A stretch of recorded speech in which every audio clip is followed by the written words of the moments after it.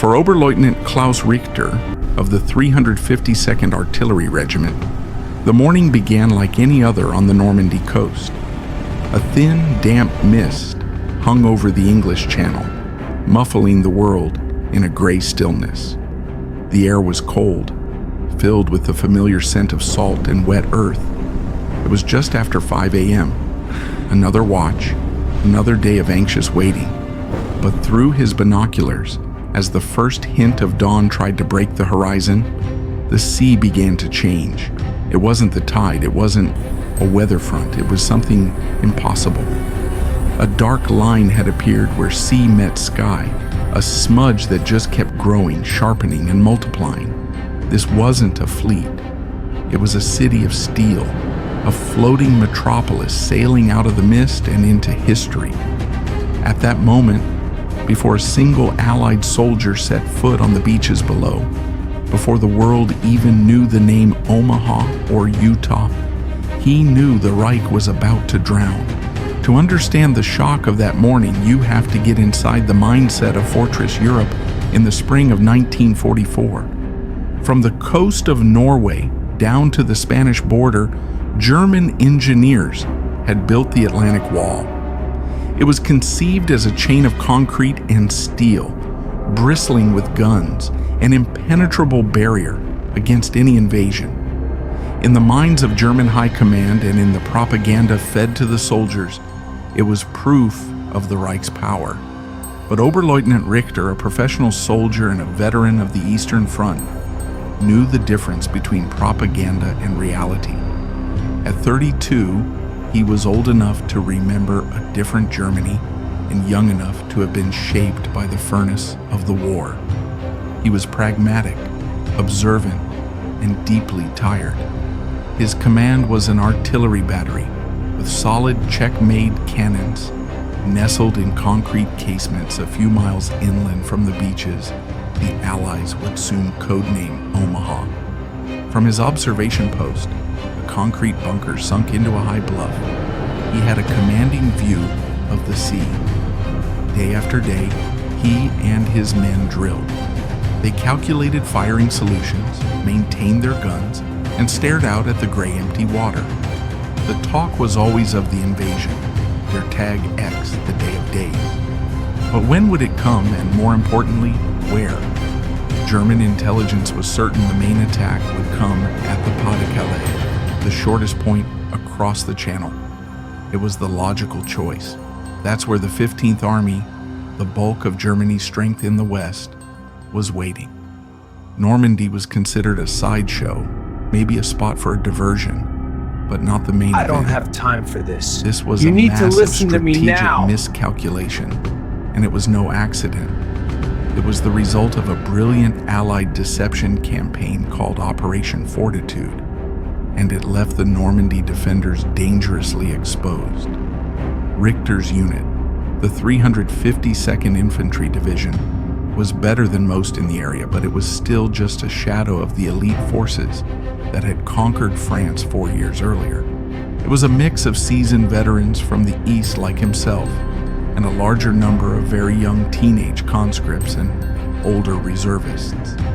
They were brave and dutiful, but they weren't the stormtroopers of 1940. They were defenders tasked with holding a line that was stretched far too thin. The Atlantic Wall itself was more of a patchwork than a solid wall. Many bunkers were incomplete. Minefields had gaps. The vast distances meant even a powerful strong point could be isolated and bypassed. Richter knew this. He had seen the shortcuts local farmers still used, the blind spots in the fields of fire. He had a professional skepticism about their chances against a truly determined assault. In the weeks leading up to June, the tension had been a living thing. Field Marshal Erwin Rommel, tasked with improving the defenses, had been a whirlwind of activity. He ordered millions of mines and thousands of jagged steel obstacles placed on the beaches. The men called them Rommel's asparagus. Rommel understood a truth that the high command in Berlin seemed to ignore. If the Allies weren't defeated on the beaches in the first 24 hours, The war in the West would be lost. Allied air power would shred any German reinforcements trying to move to the coast. The first day was the only day that mattered. But on June 5th, the weather turned. A storm blew in with high winds and rough seas. The German Meteorological Office confidently predicted an invasion would be impossible for days. This forecast allowed many senior officers to relax. It was why Rommel himself wasn't even in France. He had gone home to Germany for his wife's birthday. The storm would keep them safe. So as Richter stood watch in the pre-dawn chill of June 6th, the mood was routine. The storm had passed, but the sea was still choppy. No one expected a thing. He was looking east when he first saw it. A flicker. He raised his powerful Zeiss binoculars and focused. His heart, which had been beating in the slow rhythm of a night watch, began to hammer against his ribs. It wasn't a flicker, it was ships, not a patrol, not a raiding party, hundreds of them. And behind them more and more still. He swept his binoculars left and right. Everywhere he looked, it was the same. The sea was no longer gray water, it was a solid mass of dark, menacing shapes. He felt a cold dread creep up his spine. It was the feeling of a man looking at a math problem he could not possibly solve. For a long moment, Richter just couldn't process it. The sheer scale was an insult to logic.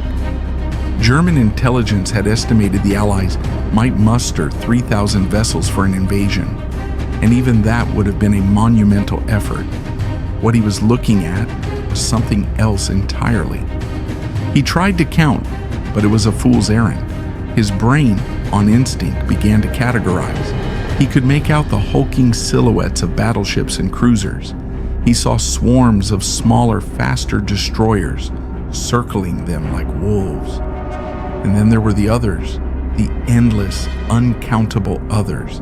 Landing craft of all shapes and sizes packed so densely they looked like iron filings drawn to a magnet. He blinked, rubbed his eyes, and looked again. The image didn't change. It only grew clearer as the sun began its slow climb. The official number for the entire operation would later be confirmed at nearly 7,000 vessels, an armada from 8 different nations. It remains the largest amphibious invasion force in history. But to Richter, it wasn't a statistic. It was a physical presence that seemed to bend the horizon. It was a declaration of industrial power so immense that it made everything he'd ever known about warfare obsolete. Germany had built a wall of concrete. The Allies had responded by building a bridge of steel. He grabbed the field telephone, his hands slick with sweat. "This is Richter, at Observation Post 4. I have a visual on the channel. There are ships." The voice on the other end was tired, dismissive. "We have reports of a few ships, Oberleutnant. A possible raid. Stand by." "No." Richter's voice was strained, urgent. "You don't understand. It's not a few ships, it is thousands. The entire sea is covered from horizon to horizon. This is it. This is the invasion." There was a pause. Disbelief. Richter could almost hear the man picturing him as a hysterical junior officer spooked by shadows. "Oberleutnant, the sea conditions are not suitable. Our reports show your report is wrong." Richter shouted, his voice cracking. "I am looking at it with my own eyes. For God's sake, look at the sea." He slammed the phone down in frustration. It was too big to be believed. He tried another line to regimental headquarters and found his commanding officer. "Richter here, sir. The invasion fleet is here. 10,000 ships." He knew he was exaggerating, but in that moment, it felt like an understatement. The major's voice was skeptical. "Richter, are you certain? The weather? The weather is clear enough to see the end of the world, Major, and it is sitting in the English Channel, requesting permission to open fire." This time, the urgency cut through. The chain of command was paralyzed by a failure of imagination. Their plans, their maps, their intelligence reports. All of it was being erased by the reality floating a few miles away. While Richter was watching the fleet, the high command was focused on reports of parachutists inland, assuming they were the main event. No one was looking at the sea. Richter didn't wait for them. He shouted orders to his men. Roused by the commotion, they stared out from their positions, their faces a mixture of awe and terror. They saw what he saw. The drills were over. This was real. The heavy shells were brought up from the magazines. Rangefinders called out numbers that seemed impossibly large. The giant barrels of the cannons, silent for so long, elevated slowly, pointing their noses toward the impossible fleet. Richter stood in his post, binoculars pressed to his eyes. He could see the landing craft beginning to form up. He could feel the vibration in the air, a low hum of thousands of engines. It was the sound of a superpower breathing, and he was about to throw the first stone. The order finally came just before 6 a.m. Engage at will. For Richter, it was a release. The paralysis of disbelief was broken by the familiar clarity of action. "Fire!" he roared into the telephone. A moment later, the ground trembled as the first gun fired, then a second and a third. The shells screamed out over the water. Richter tracked them through his binoculars, a surge of professional pride mixing with his dread. He saw plumes of water erupt in the midst of the fleet. A miss, then another. His men were good. They adjusted their aim, firing with a disciplined rhythm. And for a brief moment, they made their mark. Richter saw a direct hit on an American destroyer, the USS Corey. There was a flash of orange and a puff of black smoke. While some accounts suggest the ship may have also struck a mine, from Richter's perspective, his guns had drawn first blood as the ship listed, crippled and later sinking. A cheer went up from his men. For a few minutes, it felt like a real battle. It felt like their training mattered. But the feeling was fleeting because after the Corey was hit, the fleet did not scatter. It didn't slow down. The gap in the formation was simply filled. The endless lines of ships kept coming, an iron tide that couldn't be stopped. His guns fired again and again. But for every one ship they might harass, 100 sailed past untouched. Richter felt a profound sense of futility wash over him. He was a man with a bucket trying to empty the ocean. He looked past his own shell impacts and saw the larger picture. The Allied battleships, ships like the USS Texas, were now turning their massive 14-inch guns toward the shore. Then came the reply. It started as a low rumble from across the water. He saw flashes of light from the big ships like a silent lightning storm on the horizon. A few seconds later, the air around him began to tear itself apart. The ground began to heave. Geysers of earth erupted from the fields. The systematic industrial process of dismantling the Atlantic Wall had begun. Where was the German response? Where were the panzers? Where was the Luftwaffe? Richter scanned the skies and saw nothing but Allied planes, fighters, bombers, transports. They owned the air completely. German doctrine called for armored counterattacks. But the closest armored unit, the 21st Panzer Division, was paralyzed by confusion and the need for a direct order from Hitler's headquarters. When it finally did move, it moved without air cover into a sky black with Allied fighter bombers, and it was decimated before it even reached the front. It was in that moment, with his own guns firing in the sky, raining steel, that Richter understood this wasn't a fight. It was an extermination. The Allies weren't trying to outmaneuver him, they were trying to erase him. This single personal realization of overwhelming force defined the entire Normandy campaign. The story of how industrial might eclipsed battlefield tactics is complex and fascinating. As the naval bombardment intensified, something in Richter's mind shifted. The tactical part of his brain shut down. It was replaced by a cold, terrifying clarity. He was no longer seeing ships and soldiers. He was seeing the system behind them. He was seeing the factories. Through his trembling binoculars, he looked past the warships and saw in his mind's eye the assembly lines of Detroit. He pictured factories churning out trucks and engines on a scale Germany could only dream of. The logistics of this invasion, the ability to supply hundreds of thousands of men on a hostile shore, wasn't a miracle. It was a simple result of that industrial output. He looked at the sky filled with an endless stream of C-47 transport planes and fighter bombers. On D-Day, the Luftwaffe flew maybe 300 sorties in all of France. The Allies flew over 14,000. For every one German plane in the sky, there were more than 40 Allied ones. The reason wasn't a failure of German courage, it was the factories. And then there were the tanks. He knew the reputation of the German panzers. The Tiger and the Panther were technologically superior, feared by Allied crews. But that superiority was a strategic dead end. They were complex, expensive, and difficult to produce.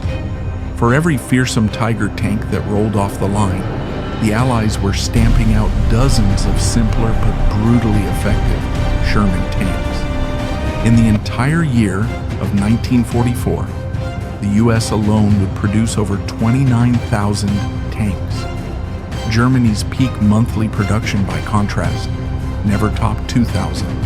The Allies weren't planning to win tank battles through quality. They were planning to win by burying the panzers under a mountain of steel. This was the new reality. This was the industrial equation of defeat.